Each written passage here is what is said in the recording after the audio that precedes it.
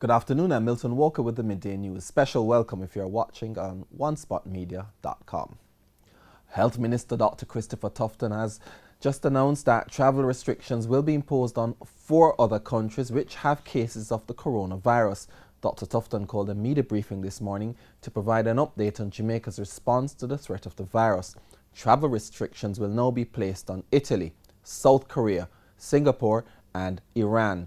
Dr. Tufton said the decision to place the restrictions was based on risk assessment of the coronavirus in these countries. The government is also reviewing the situation in Japan to determine if travel restrictions should be placed on that country.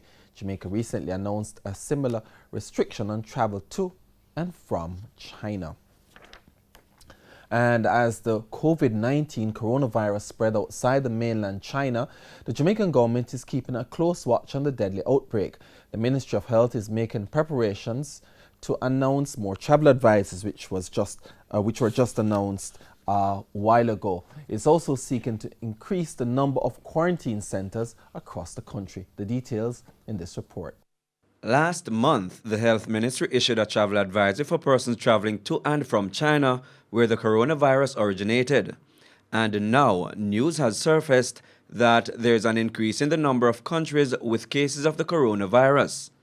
Globally, more than 80,000 people in about 40 countries have been infected with the COVID-19, which emerged in December. In an interview with our news center on Tuesday, Health Minister Dr. Christopher Tufton said his ministry is closely monitoring the global spread of the virus. He said additional measures will be implemented to prevent it from spreading to Jamaica. We have been on a daily basis monitoring the spread of the virus and observing the advisories coming out of countries or the multilateral partners, the WHO and others, as well as assessing our own capacity here. And the reality is that the virus is a pandemic. It is spreading across the world, and it's no longer about cases imported from China. It is now about persons being contracted within respective countries. That is a cause for concern for us because it means we will now have to take a closer look at those countries that are being affected, and we may have to elevate travel advisory to include some of those countries. So it's something we're looking at now. We're having a discussion on it, and you'll hear some better particulars in the days ahead. Dr. Tufton says in the meantime, more quarantine centers have been identified. However, he remains cautious about identifying the locations following the controversy which erupted when the St. Joseph's Hospital was chosen. We have identified 5 locations. Not all 5 are up and running and available. I think 3 of the 5 are. There are 2 others that need some work, and we're taking steps now to get that, to put those in place. Yes, St. Joseph is still a quarantine facility. That facility is available if needed. It is emptied and all is in place there. All right, and which are the other 4? I don't want to court controversy by start, listing out. So please pardon me for not giving you the specifics beyond the fact that they are suitable once we put certain things in place. Iran, South Korea and Italy have reported the largest number of cases of the deadly outbreak. Italy has risen to 400, which represents a 25% surge in 24 hours. On Wednesday, the World Health Organization said for the first time the coronavirus was spreading faster outside of China. Prince Moore, TVJ News. Meanwhile, concerns are being raised in the United States over the testing of people for the COVID-19 coronavirus. This follows the first case of community spread of the virus in California. More from CNN. When we're talking about what is happening with coronavirus in this country, the idea that it will start to spread from within communities has been the concern all along. If you talk to public health officials at the CDC, they have said, look, it's not a question of if, but when. And the question now is this the point now? Has this started to happen with this patient? As you mentioned, no relevant travel to one of these areas and no known contact with someone who's infected. Another concern, John, is that in many ways, the patient, for many days had symptoms, may have been actually exposing other people to this virus and did not get tested, in part because was told that did not meet the criteria for testing. And keep in mind, give you a little context here, in South Korea, we've been talking a lot about South Korea, they've been doing thousands of tests a day on people in South Korea. Here in the United States, they've done maybe up to 1,000 total over the last several weeks. So this has been a concern. Are we being too strict with who's getting tested here? And as a result, are we missing people? Keep in mind, you've heard the numbers. The vast majority of people of the 60 who are diagnosed with this infection in this country were people who were repatriated from this boat, the cruise line. 14 people were travel or known to be in contact with travel. This is the one patient. But this is at odds with what we're seeing in many other countries around the world now. So have we not been testing enough in this country? And as a result, have we missed what could be many more people who've been diagnosed, who are carrying this infection? Parliament's Public Accounts Committee, the PAC, is to begin scrutiny of the audit report on the Caribbean Maritime University, CMU, when it resumes its next sitting next month. A March 17 date was set during the PAC meeting on Tuesday. Opposition committee member Peter Bunting suggested the audit report should be the next thing tackled by the committee. PAC chairman Mark Golding said he did not anticipate any roadblocks to the move.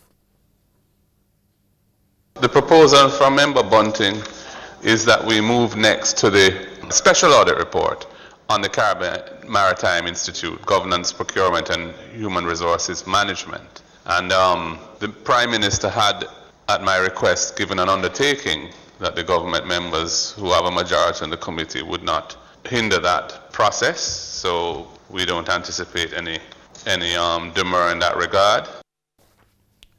The report from the Auditor General's Department has outlined unsupported payments totaling 332.9 million Jamaican dollars and 293,445 US dollars. It also stated that weak financial controls allowed for the improper transfer of 145 million Jamaican dollars from the CMU's bank account to a trust fund with no accountability for how the money was spent.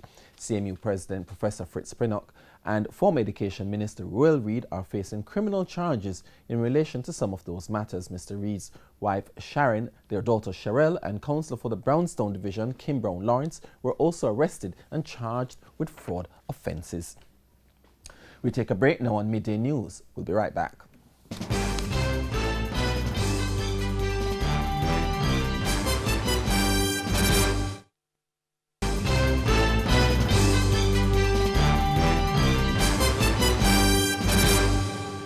Welcome back. Continuing the news. Company Secretary for Symbiote Investments, which trades as Carousel, Minette Lawrence, is of the view that the company is again being unfairly targeted following last week's raid on offices it once occupied at Eastwood Avenue in St. Andrew.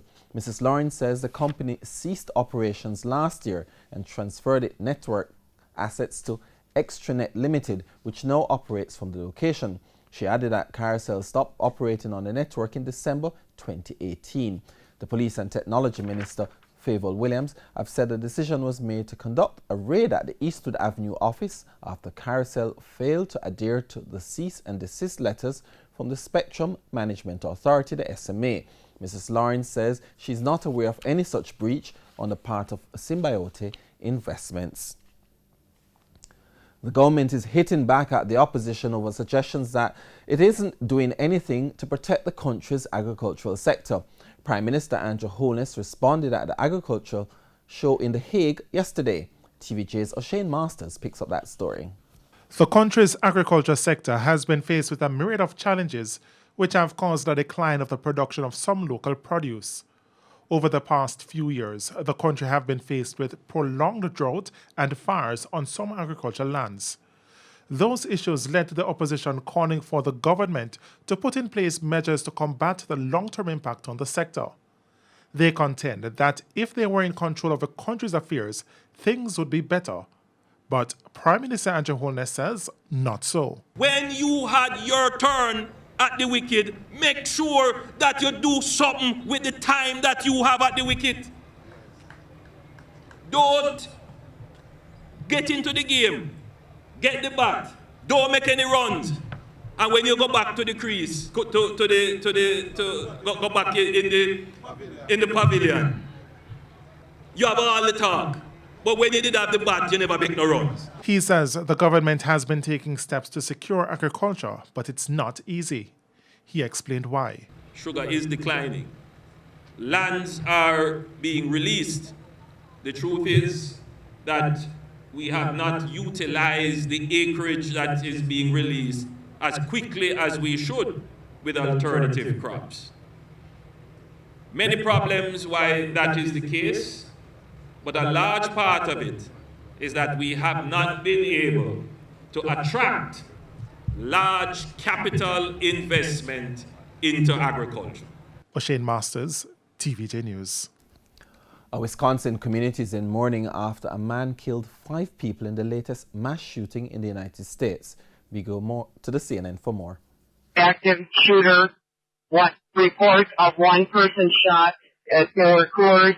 An armed employee storming a Milwaukee brewing complex Wednesday, gunning down 5 people. We have located 5 additional deceased adult victims.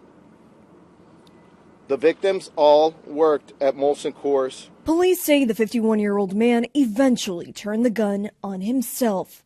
5 families, 6 families actually, are grieving and will be grieving because of this horrific act of this individual. More than 1,000 employees were working on the sprawling campus when they began receiving text and email alerts about an active shooter.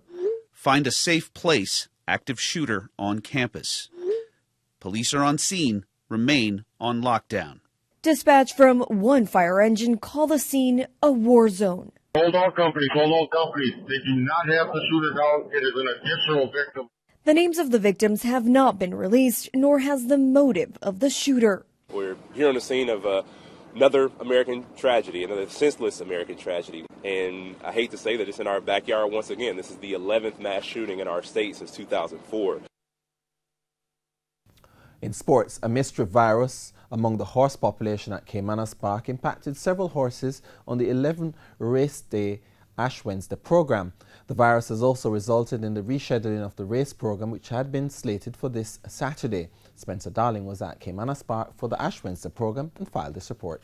Well, the virus affected several of the horses who were slated to run on the Ash Wednesday program. 122 horses were slated to face a starter. 16 of those horses were declared late non-starters, and 15 of them were said to be having an ailment. We sought an explanation as to exactly what is happening within the horse population at this time from the senior veterinarian at the Jamaica Racing Commission, Dr. St. Aubin Bartlett. The problem with the horses is that they were essentially refusing their feed, the grain feed. However, they have been on, they're eating the grass and they're eating the hay and they're drinking water quite well. It would appear to me as if there is some slight change in the feed which they respond to. 18-time former champion trainer Wayne DaCosta has been affected as well. 16 of his 67 horses have shown the symptoms of the virus. It started about a week and a half ago with the horses firstly going off of the feed. Temperature, they had a low-grade temperature, but well enough to be concerned. And some of them showing colicky signs, but within about 3-4 days, they got over all the symptoms of the virus. And also other top-line trainers, Gary Sabrati and Ian Prasad, each have 11 of their horses being affected. So I just think it's a bug, it's a virus. I mean, we get it like every year, this time of year. We go through these little things.